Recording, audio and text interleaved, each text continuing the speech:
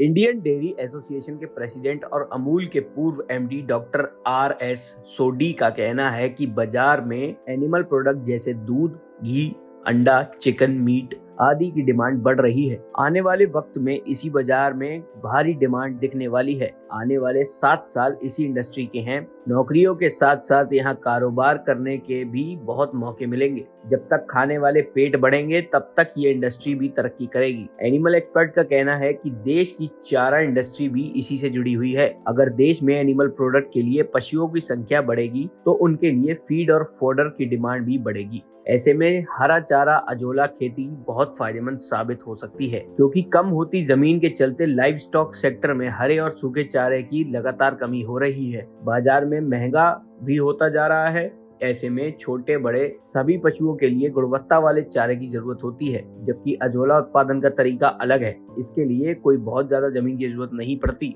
हरा चारा अजोला पानी की सतह पर होता है। जरूरी नहीं है कि अजोला तालाब में ही हो, पानी की टंकी में भी इसका उत्पादन किया जा सकता है। चारा एक्सपर्ट की माने तो अजोला में बड़ी मात्रा में प्रोटीन पाया जाता है। इसके अलावा प्रोटीन जरूरी एमिनो अम्ल, विटामिन ए, विटामिन B12 और बीटा कैरोटीन, बढ़वार के लिए जरूरी कैल्शियम, फास्फोरस, पोटाश, लोहा, तांबा, मैग्नीशियम की भी बड़ी मात्रा पाई जाती है। अजोला में 25 से 30% प्रोटीन, 10 से 15% खनिज, 7 से 10% अमीनो अम्ल, जैव सक्रिय पदार्थ और जैव पोमिलर्स आदि पाए जाते हैं। अजोला में कार्बोहाइड्रेट और नमी की मात्रा बहुत कम होती है। अजोला का साइज और बनावट इसे अत्यंत पौष्टिक और फायदेमंद पशु आहार बनाती है। इसे पशुओं द्वारा आसानी से पचाया जा सकता है, क्योंकि इसमें प्रोटीन की मात्रा ज्यादा होती है और लिग्निन की मात्रा कम होती है। पशु बहुत ही जल्दी इसके आदी हो जाते हैं। सबसे खास बात तो ये है कि अजोला के उत्पादन का तरीका आसान और सबसे सस्ता है। ब्यूरो रिपोर्ट, फसल क्रांति।